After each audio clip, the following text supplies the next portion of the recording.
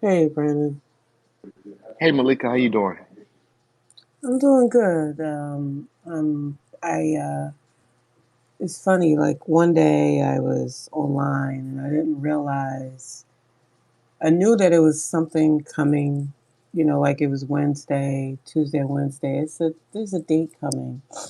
And I was wanted, there's a considerable amount of, there's a few podcasts, there's a newer documentary that came out, I think last year, by the University of Maryland. There's a 13 episode podcast on iTunes. And then there's a detailed podcast on the Ringer Network on Len Bias. And I was like, I'm going to look at all this stuff and I'm going to do my own thorough examination of Len Bias for my podcast. But I was like, it'd be good to do an overview um, just for his birthday commemoration. So, we're not going to go through every layer of Len Bias. There's so much material out there on him, and just the impact of his death had on mandatory minimums and other people in the community. I figured today we can just do an overview of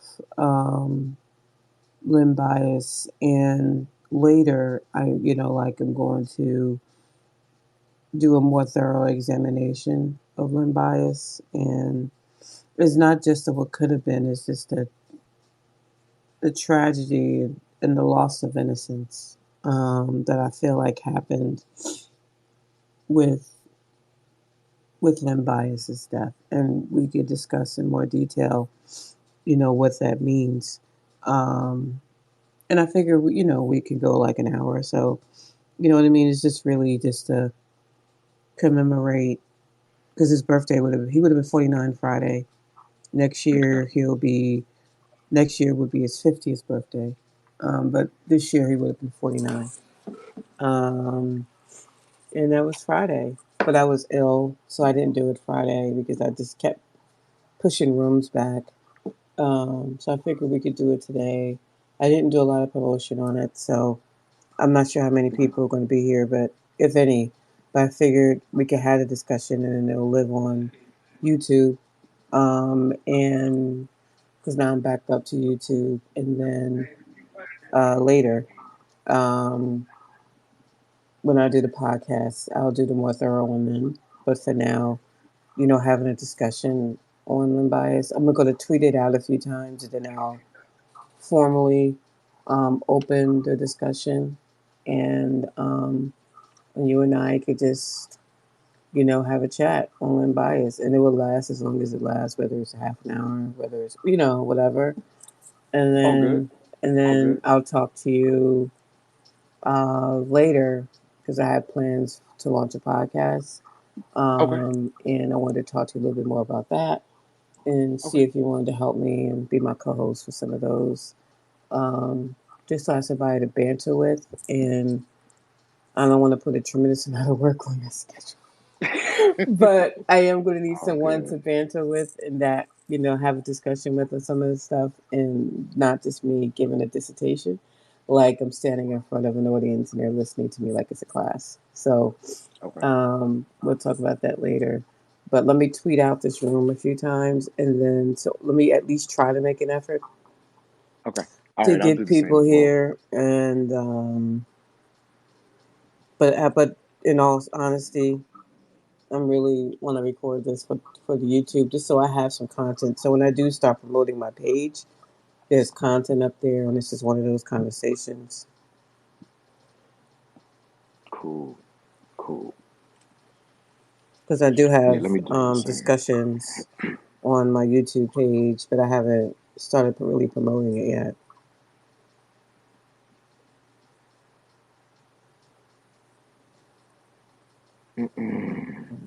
Okay, let's. All right.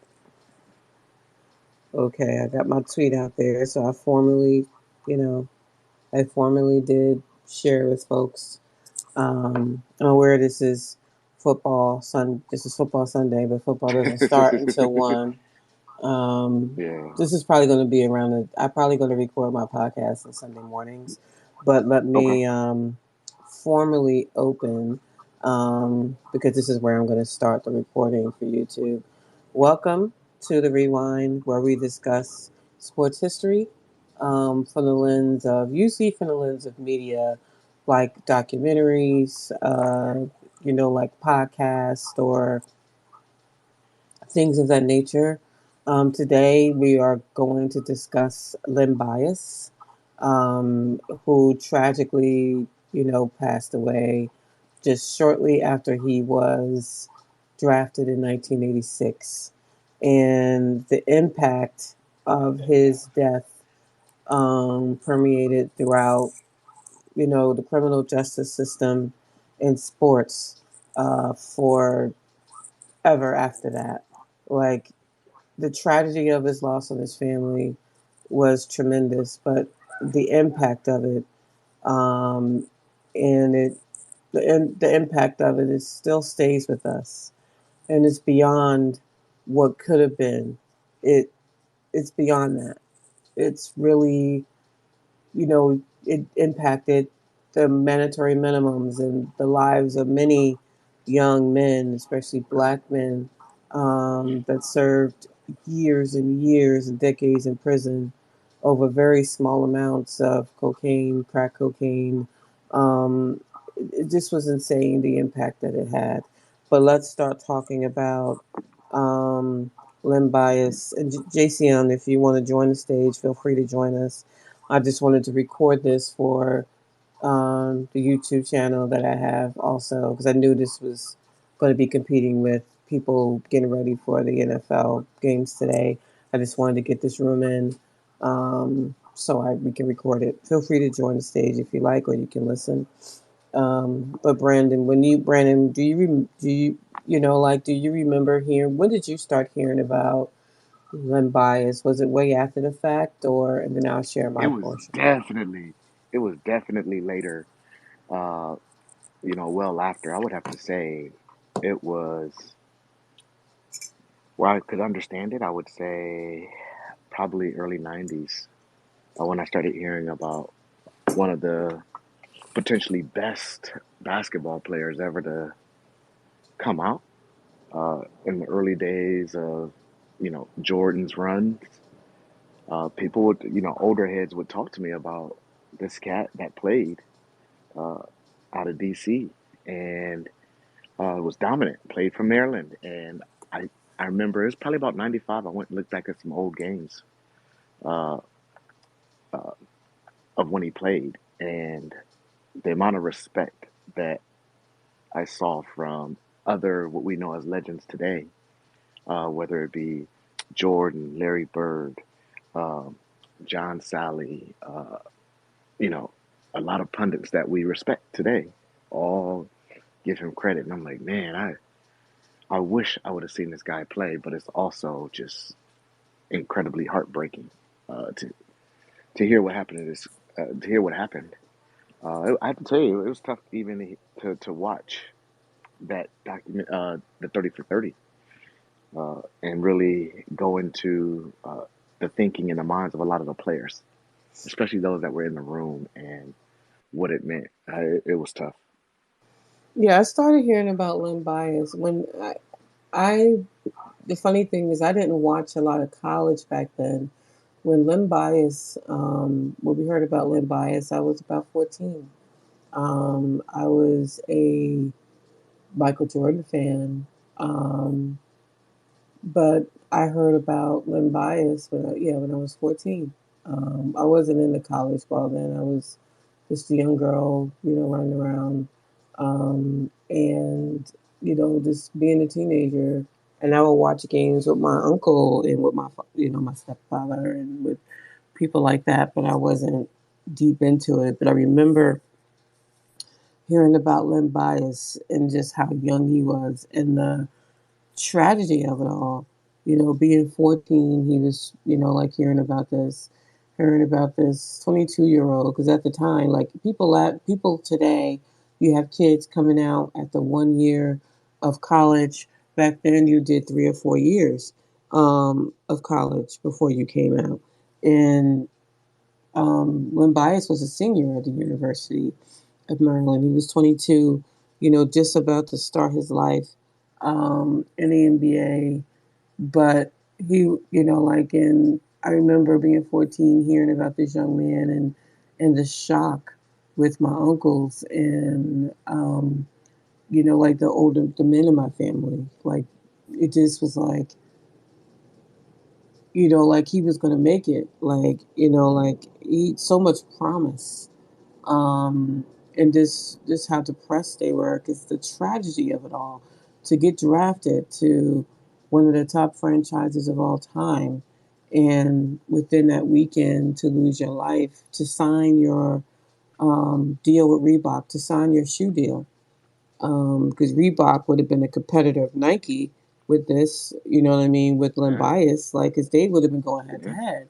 Yeah. And to get there and to have all this and then to have it all just flushed down the drain was, I remember my uncles and my older men in my family just being devastated by it because it was really just the promise of it all to have your future in front of you, to have everything, and for all of it to be gone just like that. And I think Right. it was, I call it, like I read an article earlier today that basically gives me the feeling now that my family felt then. The day innocence was lost, because while we knew about drug addiction and we may have, like knew people that had drug addiction, but in this case, it was like drugs in sports affecting college players with so much promise that, there was a image of Len Bias of being like this college student that did everything right. He, like he came of age in college and became this. He grew his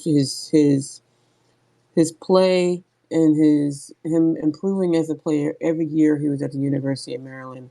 By the time he was in his fourth year, he was one of the most polished players to come out of college. And Coach K of Duke was like, there were two prospects that, from the college, that he's ever seen in college that he just knew they were going to be amazing stars moving forward. Yeah. One of them was Michael Jordan. The next one was Len Bias. And Len Mm. Bias was unquestionably a better college player than Jordan was. Jordan improved when he got the shackles off of him after leaving Dean Smith. And when he went to Bulls, he began to show his. But everybody was excited about seeing Len Bias, who was a power forward, like against um, against Jordan. So yeah, anything you want to add here? Yeah. Yeah. You know, what I appreciate, I think it was Mike Wilbon, and he spoke about when they watched him play, and guys, he really got the shine. I think it was the summer before his last year, Mm-hmm. when they said he really took a big step in his development. And when they saw him, they said, "Man, this guy is just raw." And it was scary raw because they saw they hadn't seen any talent like that before. A guy who just naturally flowed with the game. Needed some structure, of course, understand like Mm-hmm. the nuances of the game, but the fact that even guys today, 2022, who have now seen and experienced the full career of Michael Jordan, reflect back on how what they thought of Len Bias speaks volumes for his game. And uh, the other thing is, I wonder what would have happened to the game of basketball today had he also been in the league at that time. Yeah, the Not impact, because just he would have been playing with Reggie Lewis. that's right, that's right, that's right, that's right, that's right, that's right. So now you're talking about another major star, like not. a big time star, potentially one of the best players of the game, in theory, playing alongside, at a period of time when Michael Jordan uh, was in the league. Yeah, and like Jordan would have been, he would have had 2 years experience on him, and they played different. Yeah, Back then, though, you guarded your position, yeah, right? yeah, yeah, yeah. So it wouldn't be like they would be, and I don't, they didn't do. I mean, they would be some doubling, but they didn't switch as much as they do now. Back then, like now, I feel like more now you could be switched on to a player, like in today's NBA, in defense. Back then, they didn't. I don't believe they did that. Correct me if I'm wrong, but they didn't do that as much then. So, usually it was like Jordan was bigger than a lot of the guards in the league, Yeah, yeah. and he was guarding guards. He would have been matched up with like the Dennis Rodmans and some of Mm-hmm. those, but it would have been Yep. interesting seeing him, his teams face like, those teams because their rivalry would have been amazing for the NBA. Jordan was one of the first to send, bouquet of flowers and regards to the family of Yeah. Lynn Bias because they did Yeah. compete in college. They competed for a few years in college, and just the Yep. tragedy of it, like everyone in media was ready to see Len Bias with the Celtics and to bring Yep. new life to that franchise and to see, and to see them compete versus Jordan. And that could have been like, in the Bulls, that could have set off an amazing story, but it was not to be. So we can go into like the draft weekend. Yep. But he was amazing at the University of Maryland. Like he improved every year. His junior year, he was averaging like, 19 points a game. Just an amazing what he ended up, doing in college. He was a two-time ACC Player of the Year. He was a Mm-hmm. consensus first team All American, consensus second team All American, two-time ACC Player of the Year, two-time first team All ACC, ACC Athlete of the Year, ACC Tournament MVP. This is all within 1984 through 1986. And then Yeah. he was also fourth team Parade All American. This was all, and he was inducted into the College Basketball Hall of Fame in 2021. So, an amazing college career. Just, so everyone was ready to see how that would translate to the pros. So let's go into the 1986 NBA draft. Let me pull up that draft class So, and so I also think about how much, another big moment for him, I think, was, when they beat North Carolina, and he yes, had a big game. Had it like Dean Smith and that program was the cream of the crop. yep. Like that was the definition of elite basketball in America. And to win that game, 29, I think 29 points, Mm-hmm. and have just a dominant performance, really put him on the national stage, even for people who don't watch college basketball. Because now you're looking at, the draft is when you really start to hear about the next big stars, Yes, even if you don't watch college ball. And, and NBA at that time, I didn't watch a lot of college ball. I didn't either. Uh, Yeah, but you definitely paid attention to the big stars that were coming out in the draft. yeah. So I Usually, can only imagine. I do now still what my Hmm. family I do. I watch more college ball now than I did. Of course, then because I was only 14, right? Right, right, right. But I ended up started doing what my family did, which is they watched the tournament before the draft. So they Hmm. would watch the March Madness to know Right. who was coming out. Because funny thing is, my family were Knicks fans, so me being a Nets fan is hilarious because I was surrounded by Knicks fans. Um, Hmm. but They will watch to see who the Knicks could potentially pick. So they will always look at the Yeah. final. They will look at March Madness. That's how we knew. But he had some amazing games in college. I was watching some of them, um, from YouTube. Because he has games on YouTube, full games, and like I mentioned, we're going to do a thorough review of Len Bias, like a few episodes when my podcast launches in January.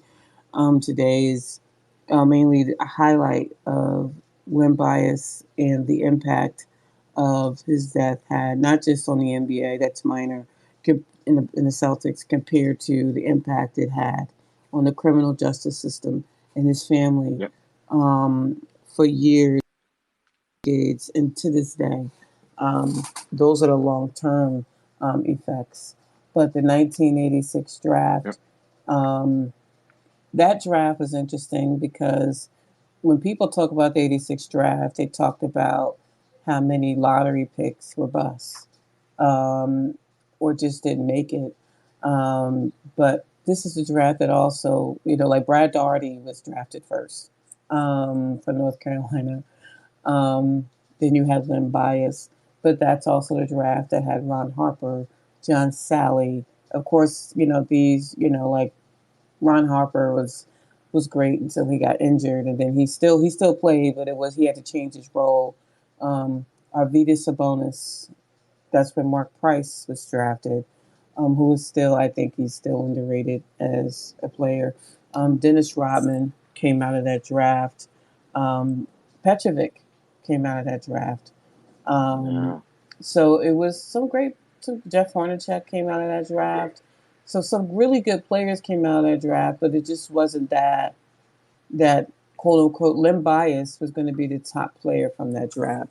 No question. Like he was going to Right. be that player that made the impact. So, for him to get drafted by the Celtics, you had Auerbach who was very excited. They had this top pick, especially after the doldrum the Celtics were in at that time. And it was time to, like give the Celtics new life. And he was going to be the player that set them on this course. And then, like uh, Larry Bird was excited. He was going to join the rookie camp if Len Bias was drafted. That's how excited he was. And for him to die within that weekend of a drug overdose, with the hurricane that he died from was 98% pure. Like, I don't think people understand just how crazy that is. Like, what the hell were they doing with cocaine that was that pure? Like, in what was his friend doing? Like, what were they both doing? Because Len Right. Bias this wasn't his first time, Right. contrary to the news that Yeah. was out there. That was the other thing. Yeah. Yeah. Yeah. That they uh uh Tribble was speaking about that yeah uh, they had done this before. They kept it pretty well kept secret, but it wasn't their first rodeo. And I'm not really surprised that they had access to that level or that quality or purity of cocaine or anything else, because they were the elite of what it is to be the best in your industry in Oh the yeah, NBA, and it was basketball, his etc. draft weekend, and it was a Yeah, celebration. yeah, But 98% pure. yeah, yeah. And I can't imagine that they would have may have known like we do today. It wasn't as mainstream as it is today. I think we know a lot more, but yeah, that was crazy. That and even when I watched the 30 for 30, I still feel a Without little suspect. bias. Hmm. Yeah, like what actually happened? And even from listening to the 911 calls, it even sounded suspect. Uh, We will man, never know. it's Yeah, we will you'll never never know. know. You never know. But We will the never know. impact of what it did to uh, Maryland, the fallout from that, and everyone looking to blame, you know, the coach, the school, etc. And John Thompson spoke out. uh, he was very vocal in saying, "Yo, this isn't the university's fault." He was already in draft mode. He was already in a professional setting, and it was it was just something that I think just some bad decisions that went crazy wrong. Now, perhaps why didn't it affect anyone else? I don't know. Where we saw that, but uh, Yeah, it is what because it he is. was the only one that, Yeah, yeah, like, why is, I always question why that was, but that's neither here nor there now. Um, we do know that, I believe, and I know his mother doesn't, his mother still believes it was his first time. But it was not, and it could have been seen. Let's get some pure cocaine. Like, this is a yeah, celebration.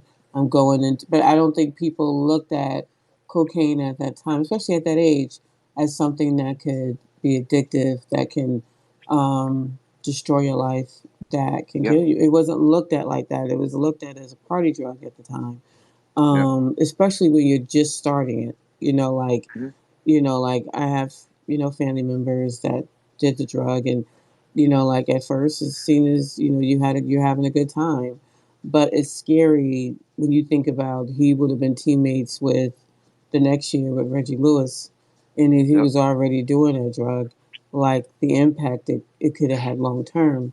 But yep, we will never know that because he's no longer with us. right. But yeah, that's the problem, is how cocaine was viewed at the time.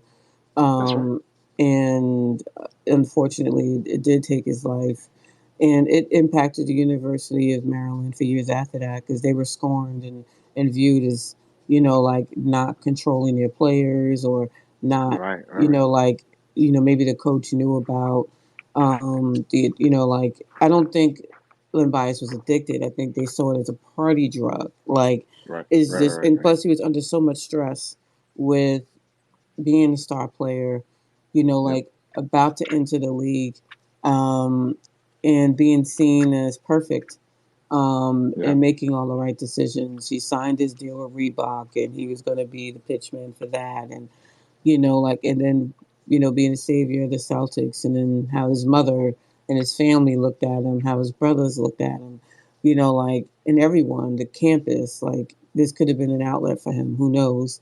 But it's just a shame that he never, he just never made it home, and the impact of that, the Celtics felt it for years to come, and that's even a minor part. The part that for me resonates is the impact it had on his family and on mandatory minimums, because there was a rush by Congress to pass some type of legislation on drug use. Um, because he died, college campus, one of the top schools. It really, you had college students at the University of Maryland of all races is devastated.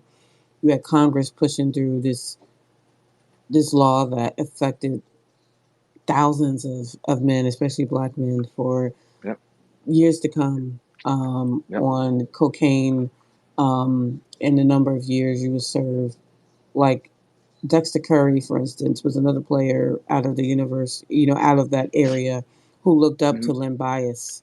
And he was an all star, and really a good player. And he was looking to, if not for his grades, he would have went to a top school, but he had to start off at a community college for grade purposes. He just happened to be running errands for a dealer in the area, and yep. he happened to be in the car, and he was caught with, a small, like 1 pound or something of cocaine, and he ended up getting a 19-year sentence. Yeah. Yeah. And So, yeah, crazy. so check this out. And by the way, I want to encourage anyone that's listening. Feel free to come up on stage if you have some thoughts on them Len bias, Bias, yeah. what happened, your perspective. I would love to hear it. We'd love to have you join the conversation. But I think there's another comparison that I'm making. So for me, I think Michael Jordan came to reality, best player ever to play in the NBA, arguably, uh, and Len Bias, who potentially could have been. but they came from two totally different worlds. And the Yes. impact that Len Bias had in Chocolate City in Washington, D.C., significantly different than that of a kid that's coming out of Chapel Hill, North Carolina. And uh, a lot of the black journalists, and they speak about it, they say his impact on the black community, and they were looking for the next icon person that would be the hero, the role model for young black kids was him. And the inverse of that is what actually happened, highlighted the disparity in, as you mentioned, cocaine, crack, Yep. the legal and justice system uh, from this guy because of what happened, regardless of why and how he got the, pure cocaine or not. Uh, he became a symbol, became the fire that started all of, what happened for years to come and that we still experience today. Has Yeah. arisen from that. Let's bring in. I'm not Elon Musk. I know your real name, but Hey, what's go up, ahead. sis? How are What's you? up? Yeah, welcome to the What's stage. up? Long time. Long time. Yeah, the thing with Lynn Bias, it's crazy because his influence goes on like three different fronts. Like I'm not, I lived in Maryland, D.C. for a year or so, but so I'm not a local, but like with him is like one, when he died, he became the the lightning rod or the face of a lot of the Reagan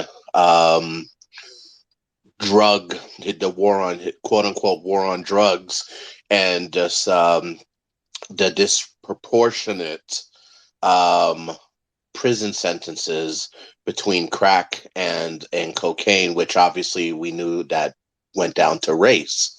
So there was, so you think about the lost generation of that suffered from the crack era just because of off the judicial system, and what Reagan was pushing, that administration was pushing. His name is a big reason. The second front is that what Brandon was just saying about Chapel Hill. It's just that we wonder how history would have been rewritten if it was Len Bias and Jordan head to head. Would MJ be considered the GOAT if Len had a career? That's that because Lynn was definitely had Jordan. He was definitely better than him in college. There's little doubt about that. So that was interesting. And then last but not least is to say you look at the Celtics that drafted him. How how that would have changed the course of the NBA in the 80s and early 90s, because after 86, you know um, the Celtics didn't win another championship for another 22 years. So that part would have been interesting as Lynn being the franchise player after Bird and McHale and all of them. So his influence, for better or for worse, and just how it impacted history is cannot be understated whatsoever. And yeah, so I'm glad that you guys are having this space, and thanks for letting me speak. No problem, man. Appreciate you sharing that. Thanks. The first, even I know your name too, but King James. If you want to say, you want Yeah, to yeah, add that's fine. anything? Yeah, that's fine. You can call me Terry. That's how we became familiar on Yeah. on Clubhouse. Even though my birth name is James, and I'm older than LeBron, and I'm from Akron, so that's why I use the first King James. But be that as it may, Okay. yeah, that's the reason why I use that first King James. But the, this Lynn Bias thing has always fascinated me because I was in single digits when I became aware of sports and began watching basketball and was excited that there were already two people who were not afraid of Jordan, and it was about to be a third. It was going to be Len Bias. There was Ron Harper, who in the mid to late 80s exhibited some of the same flair and acrobatics and fearlessness that made, and I went to a couple People of don't games. realize how good he was before the He injury. was He he was was out of spectacular. control. He was out of control and he was fearless. And I went to a couple of games. My father took me to a couple of games, and I watched with my own eyes as just in those two games. I'm not saying as a career, just in those two games, Ron Harper outplayed Jordan, and it was fascinating to watch. And then there was Reggie Lewis. Reggie Lewis was another person who I just did not see any fear of Jordan. Everybody else seemed to be scared, except Another for a one few is people. Petrovic, but Yes, yes, yep, that was another one. Yep. right. So I was excited that a hometown grown boy, Harper, was excited. Not afraid of him. And I thought Len Bias was going to be that guy. He was going to be another guy who was going to come in and stomp with authority and go right at Jordan and not, I don't know, capitulate to his fame and fortune and his all the other stuff that just makes me sick. But anyway, so that kind of broke my heart in Hater. that manner. No. Jordan is the goat. I don't. I'm joking. I'm just joking with you. You didn't hear my Oh, laugh okay. Yo, afterwards, yo, but go yo. So James, ahead. check this. So if you're saying, because I didn't have that perspective. I didn't see Ron Harper play In Cleveland. Jordan those two Oh, games. he No, was no, no, no, no. really good. I Yeah, mean those the two games that you're Cleveland referring years. to. Yeah, yeah. Like I'm from Akron, Ohio, so yes, I know the years of Ron Harper, Brad Doherty, Mark Price, Larry Yes. Nance, like Craig Hot, Elo. Yeah, I hot got rod. Yeah, the whole crew. Yeah. yeah. From your perspective, you're talking about those two games where you say Ron Harper outplayed Jordan. Given that Definitely. perspective, Yeah. how would you compare from, did you think Len Bias was significantly better than, I would assume, Ron Harper, correct? Let's Yes. remember He. that they Or played different positions, and okay, Len Bias was a power forward. So okay, let's keep in mind, like at this time in the league, they yeah, yeah, kept players in their position. So let's yeah, keep yeah, that in yeah, yeah. mind when we're talking about Okay, both players. And this is not me speaking as a Jordan head. This is me talking just as let's keep the perspective of how got it. basketball was played at the time. Okay, Yeah. Yeah. And I think that in crunch time, I think we already had envisioned him in the playoffs guarding Jordan in crunch time and not hmm, being scared of the moment. Not saying that he would have won, but that would have been an incredible matchup to watch. And yep, so my second perspective from this is the romanticism of what Len Bias would have done, would have become. He could have been superstar, challenging for the GOAT status, whatever, or he could have been what Isaiah Thomas said was the only person that ever scared him in the NBA, and that was Michael Ray Richardson. And I had to ask my father about him. I had to go back and look at old tapes and read old stories about him because I didn't get a chance to see him shine. But the fact that Isaiah Thomas said the only person scared him was Michael Ray Richardson, I had to go back and check this dude out. And he was spectacular. He was better than Ron Harper. He was just that dude, but his career petered out quickly because he couldn't get off the nose candy. And then there's the guy that we found in the modern age, probably the most gifted wide receiver combination of speed, size, agility, hands. His name is Josh Gordon, and we will never see how great he could have become. I thought he was better than, well, we'll never know, but I thought that he was better than Metcalf in terms of size and speed and yeah, agility. yeah, He yeah. was Josh Gordon was about to be His a potential, nightmare. yeah, He his was he was a potential was he was a ridiculous. problem. But that is the dichotomy that we face. Yep. On one hand, he could have been one of the greatest of all time, like in the top five, top 10. And then on the other hand, he probably could have petered out like Michael Ray Richardson and Josh Gordon and other ultra talented athletes who we Yep. thought had tremendous potential. So, we just Yep. have to keep in mind that his career could have gone either way. Man, you're And we right. have You're to right. remember. Go ahead, Brandon. I'm sorry. No, Go go ahead. ahead, No, man. no, no, I no, was just no, no. gonna I was say just we have to remember he was already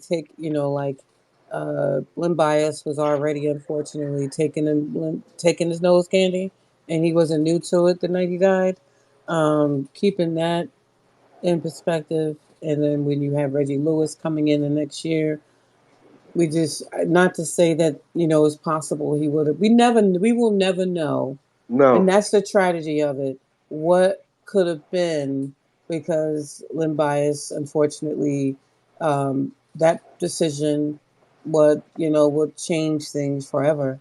One thing I want to make sure we mentioned is his brother was also a really, really good basketball player in high school. He was, they were looking to him. He had the gifts as well of his brother. And after his brother passed, he just stopped caring about the game, didn't really care about school as much. He just went, his death had a J bias just had, like he just took a nosedive. And it was just unfortunate. But he ended up being shot to death like 4 years after the death of Bias.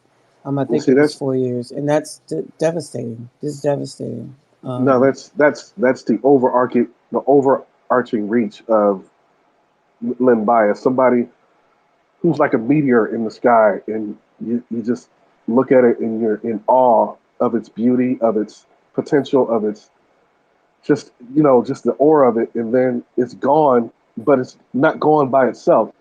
It seems like a black hole. It takes a lot of things with it, and it's kind of funny. We're talking about the mandatory minimums because I had the fortunate pleasure in the 2010, well, at the beginning of the Obama administration, I had the pleasure of going to the Capitol Hill and see them fight tooth and nail, Maxine Waters, and then at the time Attorney General, I forgot his name, but it'll come to me later, and watch as they tried to debate and get that 100-to-1 crack cocaine to cocaine sentencing down to 8-to-1, which is still an injustice, but it's kind of funny how things transpired. The ramifications of Len Bias was tremendous to the game of basketball, to the fans, to the legal profession, to politics.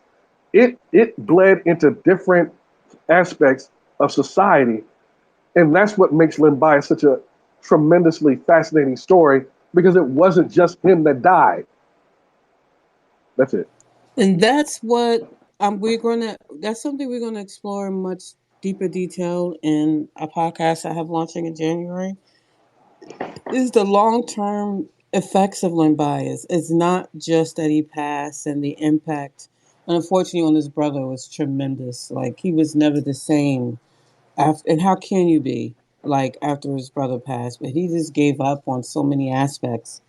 And his mother and his family were just trying to keep him going, but he just lost his passion for a lot of things. And he met an indefinite, and he ended up, dying via gunshot. And it's just horrible, like to think about. You think about Dexter Curry, who looked up to Len Bias and had dreams of going to, eventually getting to Georgetown after he got his grades together at the junior college, and then happened to run an errand for a drug dealer and end up um, getting a 19-year sentence. He didn't get out until Clinton, like had, set him up, let him go early. But Clinton freed him, but he got practically a 20-year drug. He got a 20-year sentence for that, like for a pound. So I think it was a pound. I think it was a small amount, and I when you think in just the countless men who were greatly impacted by mandatory minimums. And that's something I'm going to also explore in the podcast is the impact of mandatory minimums. And you had someone in the documentary Without Bias admit they got it wrong. And he is impact and he feels guilt about mandatory minimums to this day because they got that wrong. And you had thousands of men in jail, people in jail for when they shouldn't have been, and he knew that he was one of the reasons why that took place. And it was, and I'm with you there. And I appreciate that they acknowledge the truth or the reality of, what those laws set in motion today. But it was spot on that they became hyper focused on young black men to the point where they say that they created the laws that were focused on low level offenders who are overwhelmingly black, and without looking at folks higher and higher up the chain. Like, because they were very clear. It's like, hey, this guy, people don't get access to that level of drug purity, etc. They should have been focusing on that more so than some of the low level offenders that they do. That many of the low level offenders that they do today. So that was another big role that I think negatively played into this. Not that it's his fault, but that's how they focused on those laws at the time. And I think it's something we're still trying to dig our way out of. I'm not sure when or how we'll ever ease some of that, but man, that's just the effects of this tragedy for sure. Yeah, man. Um, and I just want to look at, okay, let's give our lasting thoughts on Len Bias, his impact, his legacy, and what's on your mind. We're going to revisit this later with the series, but for now, let's start with I'm not Elon. Give your you know closing thought perspective on Len Bias. Um, he he changed the course of history. Um, for culturally, um, he changed the course of history. You could say for Black America, because even if you specifically just go off of Jordan, you know, um, and just the cultural impact that he's had as an athlete, and then how it just carried over to like shoes and stuff. We wonder if that would have been the same if he would have had a rival like Lynn. And I'm a Jordan head, so I'm not gonna downplay Jordan, but it's a big what if, because Lynn Bias, he was a special player, and then then there's the legacy of just the impact of the drug minimums that you guys have alluded to earlier, and how that literally destroyed a generation and a half. So yeah, it's crazy just how just one night, like just reshaped so many things, and created different course of actions. So yeah, that's my thoughts. The first And, James, the first King James.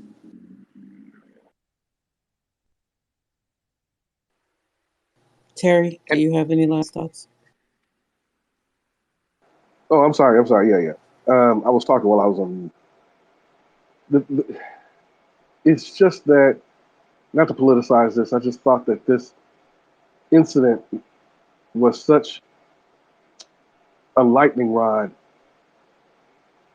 in that it was used and exploited by unscrupulous politicians like Joe Biden and the Clintons. I call them like the Kennedy brothers. They were the Clintons. Used it to enact draconian laws and punishment against mostly black men and women that reshaped the modern era of politics and society in America. So I look at it, it's tragic on multiple levels, but that is the most tragic, is that how it impacted everyone in that era, young black men and women, especially black men, coast to coast, um, and how they exploited it. They jumped on it, they pounced on it like vultures, and basically picked apart the collective black body, um, and just ripped it apart. And they used that as an excuse to pass laws that they wanted to anyway. So that is the biggest thing that I take away from Len Bias's death. And Okay. and and I'm with you. I'm with you. And then those were my exact thoughts. And I think they're blended together. The effect of you there? Can you hear me, Malika? Yeah, go ahead. Yes. Yep, Oh Oh, go yeah, oh, we ahead. oh, Oh, can. we you Yeah, can can I'm hear hear? you. Oh, we okay. hear you clearly. Oh, my bad. So I think about the effect culturally that you mentioned about Michael Jordan, number one in the NBA, but Nike is what it is today because of Michael Jordan. Period. Period. If you're telling me that there's potentially a competitor that redefines or impacts the cultural movement in America, I mean, because single handedly, Jordan shoes changed neighborhoods, changed uh, schools, middle school, high school, college. It changed the fashion industry, and they are, it defined the behaviors that we saw in the black community as well. And those behaviors directly impact or drive the opinions, biases, decisions uh, that legislators have made as well. What does that look like when now there's Reebok in play with the number one, number two player? Because in today's basketball, you got Kobe. We can have an argument about Kobe versus LeBron versus KD versus Steph versus yada yada yada.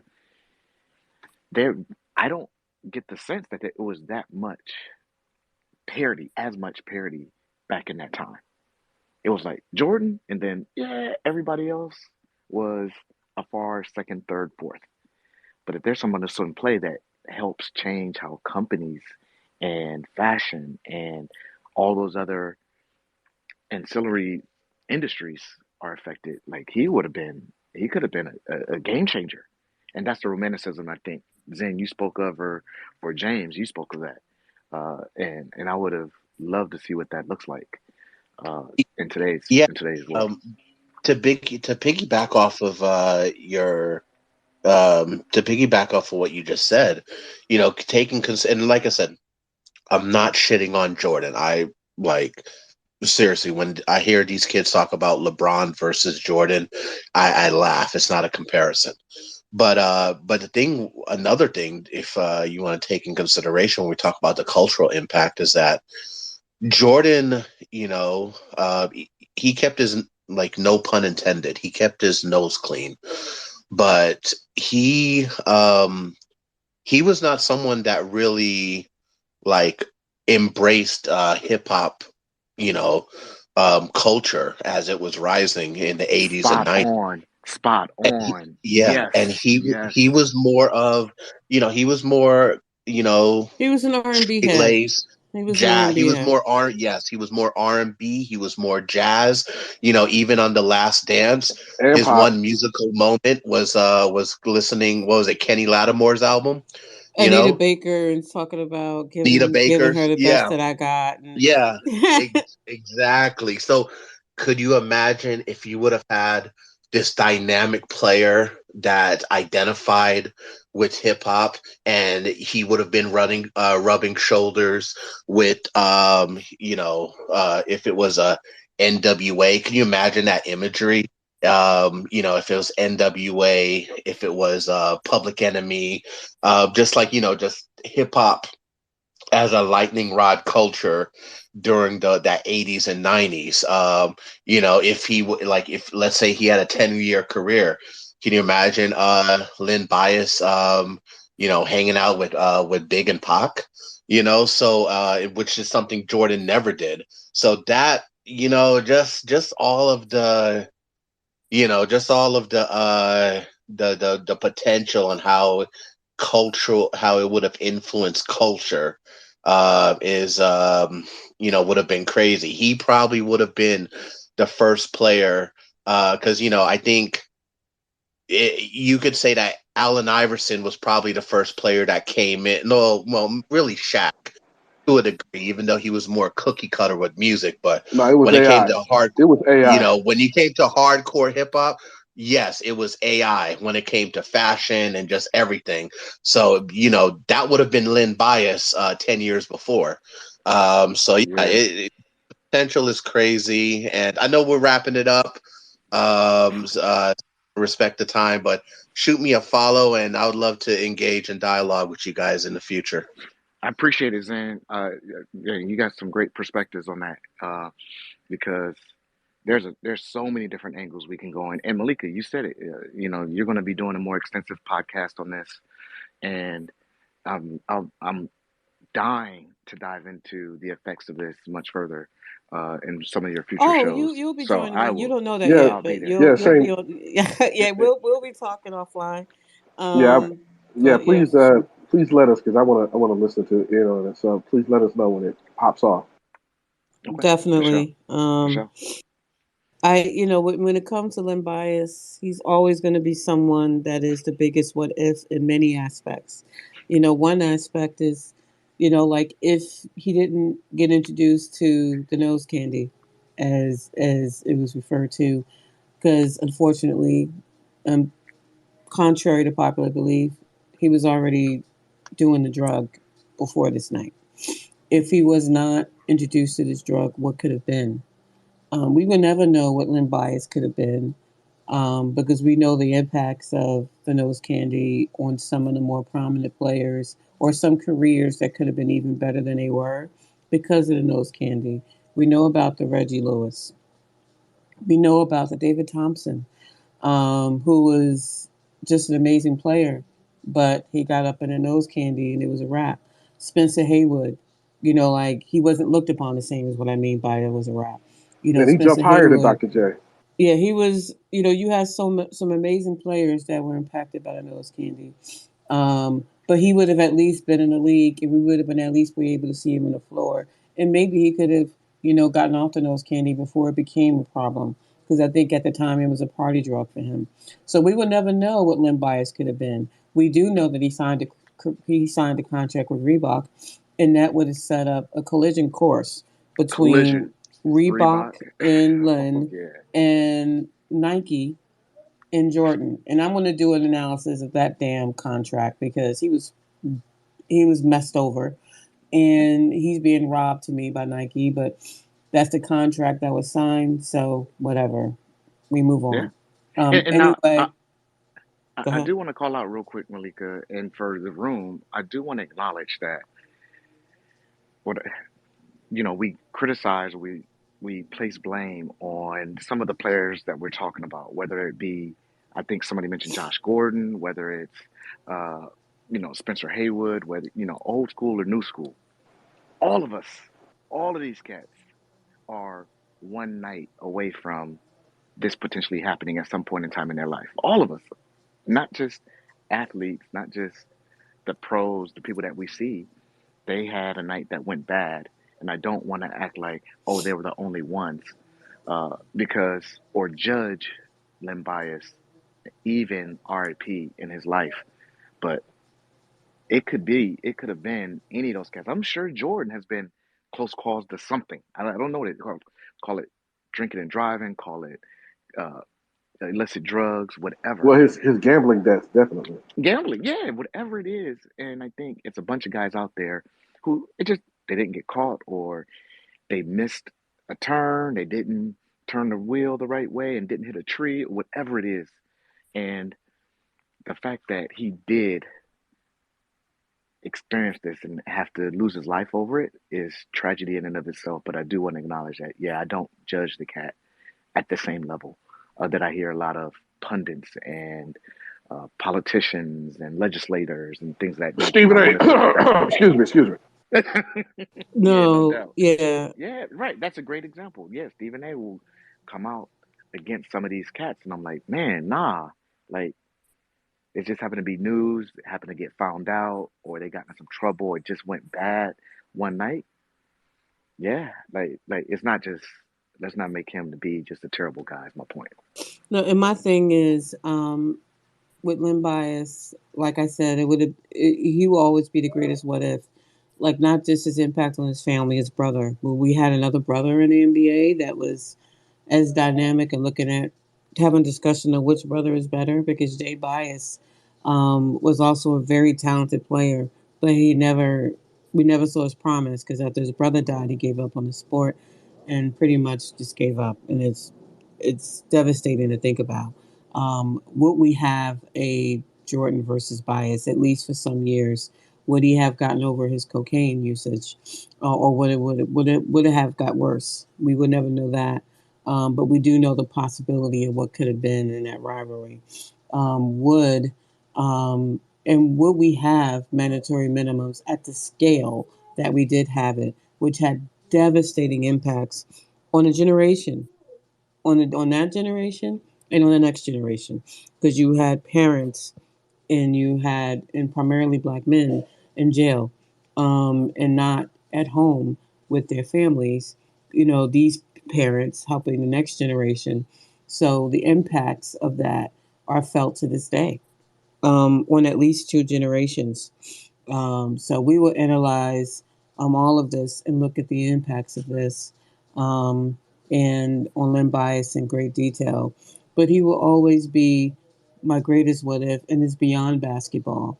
Of course, on hoop, because the Celtics in that era with Reggie Lewis, we will never know what they could have been, because they could have been a force.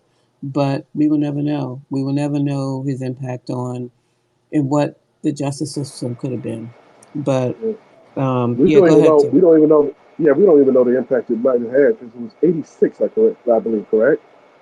So could could he have been good enough right away to where the Celtics could have challenged at least one or two more times before Bird and McHale kind of deteriorated to the point where they just weren't relevant anymore? You see what I'm saying? Would it Yeah, have prolonged those legends' careers? yeah. Could it have done that? And would he have translated? Because we do know that some players, when they go pro, their skills necessarily, or they're taking the game as seriously as they should. We don't know like how he would have translated to the NBA, because we do know some players improve when they go into the NBA, Jordan, um, or and some players where they skills the trans, or like Ron Harper, for instance, was also great, before he was injured. And I'm going to do an analysis of him too because I don't think people understand when we say that about Ron Harper. Um, but we're also going, we don't know like if his skill would have translated to be one of the greatest players. We're saying what could have been, but would he been one of the players that it didn't translate well? Would he had a problem? Like converting over to the NBA, like would it have taken him a little longer, or would he would have been an instant phenomenon? And we were cheated out of that. We will never know about that either.